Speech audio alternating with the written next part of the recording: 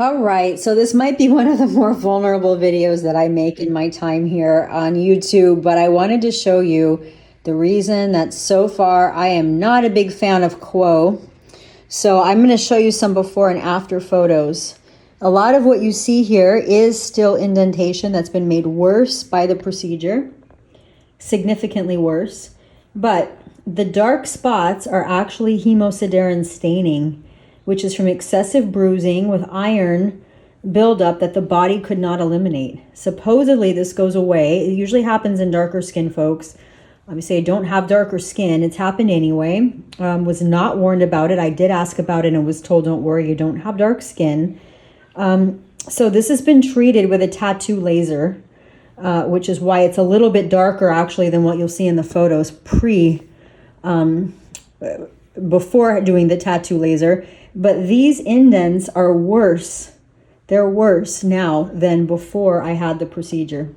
And you'll see that in the photos that I'm going to post up on the screen. So some of the other spots you can see here, again, this dark area has not been treated. It's only been treated with Genesis, but it's also deeper and darker than before treatment. And you can see on this side as well, this one here has a dark shadow. If I hold my skin up, you can see the dark shadow. It's been treated with a couple of different lasers now because I am 3 months post first procedure. I've only had one. Imagine if I had had all three. And you can see that the dimple is actually worse now than it was before. And the ones on the back of my legs, I don't know how well you can see it in here, but they are also dark, and that is hemosiderin staining. So is it going to go away? Supposedly. I'll share more about this process, the procedure, the healing, the downtime, what it was like. And you can see here as well, that dimple there. Again, it's a more vulnerable video for sure, but I don't want anyone else in this boat. It's really a mess. It's been quite costly to try to deal with. And you can see that that dimple there is actually much darker than the surrounding skin. So it has been not a good procedure for me so far. You're supposed to have 3. I've only done 1. I'm hoping that this side, after the laser does its job, will begin to fade. But again, it can take up to a year or more if it ever goes away. For some people, it is permanent. So I've heard all sorts of things for like, don't eat food rich in iron, right? So your body has to absorb it from the skin. But there is a point in which it's actually stained. And that's when it's called hemosiderin staining. And it's very much like a tattoo underneath the same layer of skin that does not want to go away, and it becomes very stubborn. So all in all, I highly regret doing this procedure. I am hoping that this area in particular here, which is kind of our test experiment, as you can see how dark it is, does lighten with time. I am hoping, particularly right here, we have used tattoo laser in here, as you can see. They were not supposed to treat any laxity areas, but it looks like they did.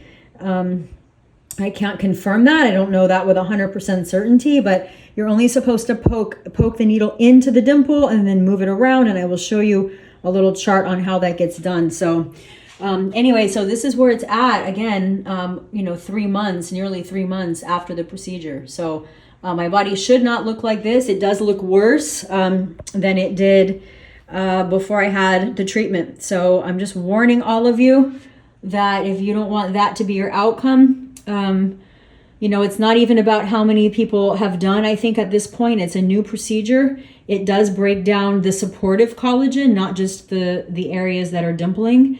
And in theory, that could create more sagging, right? So we'll see what this looks like. I'll probably be recording videos for a good year on my behind and on my thighs, which is obviously a suboptimal place to do videos here. But if we're just being totally honest and candid, I just want you to all know what you're dealing with, potentially dealing with. A lot of people had great results. Their before and after photos online look really good. You can see I have not so far, and I am much worse off than before. And you will see that in my before photo, as well as in my current photos that I will post. So good luck if you're interested in doing this procedure. Ask a lot of questions. I would have them under-treat, not over-treat, and consider doing more treatments into smaller level of treatment so you have less bruising, because you're going to see here in my photos up on the screen how much bruising I had, which contributed to this hemosiderin staining. So that's the sort of few month now update, and hopefully I will have a better update in the future.